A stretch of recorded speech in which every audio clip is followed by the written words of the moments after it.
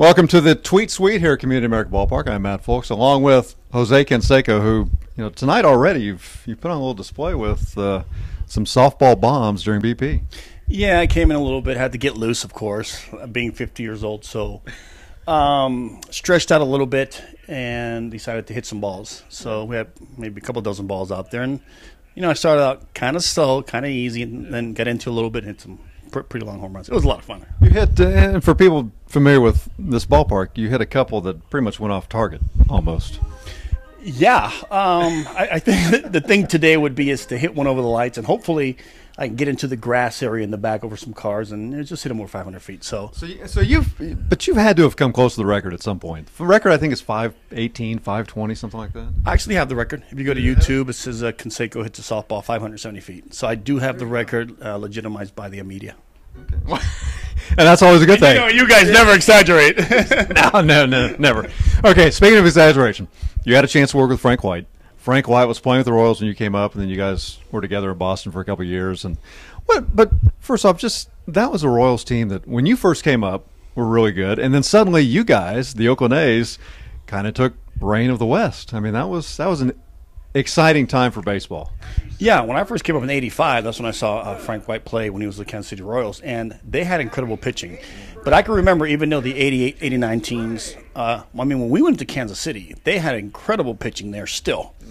And I always struggled hitting against those guys. And every time I went into Kansas City, I'm like, do we have to come in here? We have a 4-game series. Okay, suck it up and take your 0-4 and go to the next team. Hopefully we're facing the Cleveland Indians in the next series and hit your home runs in. But, I knew Frank back then as a player, and then he started coaching with the Boston Red Sox. Yeah. And great guy, had a great time. He's very knowledgeable on the game of baseball. And just, every time he was around, we had a lot of fun. Well, and David Segui was out here tonight, and David and Frank both talked about one thing that you don't get a lot of credit for probably is the speed you had. You could bunt, and both of them pointed out, without me asking, both of them said, "Oh man, Jose was just fast." I mean, is there a part of your game you took most pride in?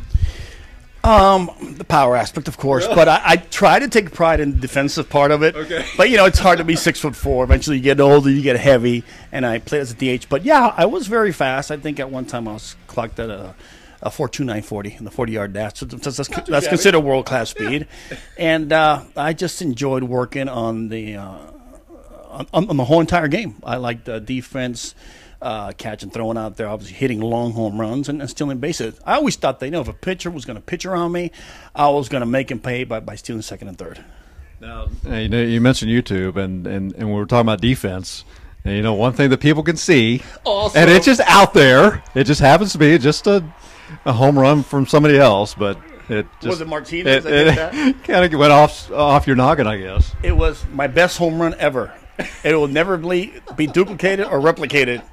So, no, actually, it's a true funny story. I'm playing right field, and when you're a little kid and during the high school minor leagues, in the major they said, never take your eyes off the ball. Right. And the first thing I did was he hits a ball to right field, and I start going back. I have a beat on the ball, and then I look back to see where the actual fence is, and he had hit it more on a line drive than what I thought. So as soon as I start looking up, ball goes right off my head. I slam into the fence at the same time. I really don't feel it. As I slam the fence, I start looking around the ground, and I look at my center field to see, where's the ball? Right. David Halls is on one knee laughing his butt off.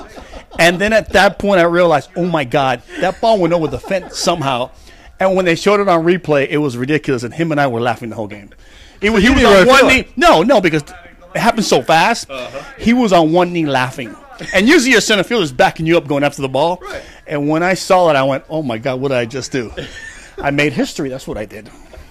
Now, we talked about you coming up in '85, and Bo Jackson came up shortly thereafter. And, you guys could both hit the long ball. Do any games with the Royals, and maybe things that you saw Bo do, did anything stand out to you? Well, Bo was like a freakish athlete. That man, just on natural ability, can do it all. He was a two-sport incredible athlete. I think he was a much better football player, but he was actually getting better and better at baseball. But the man's arm, the way he would track down balls, the way he would climb these walls like Spider-Man. And let me tell you, when he hit a ball, it disappeared quickly. So, to me, the most talented athlete I've ever seen. Really? Yes, absolutely.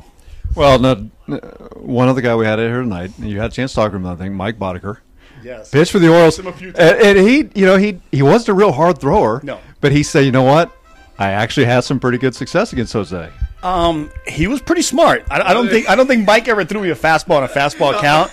He was more like a big curveball type, little change up, little spottish fastball and movement. And Mike Boddicker, I remember him because he was never the guy to give in. He would always constantly make you hit his pitch. Yeah.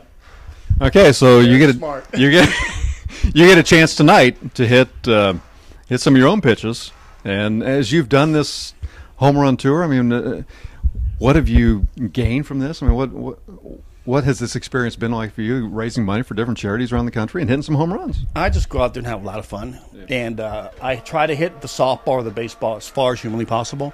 So I'm going to try to hit one, hopefully over the lights on the way up, and try to dismantle this softball. Okay. And hopefully the crowd will love it. Now, it looks like you're still working out a little bit. I stay in shape. I do a lot of cardio still work out. I watch my diet, of course. And, I think when you get older, as you get older, I think you have to work out harder.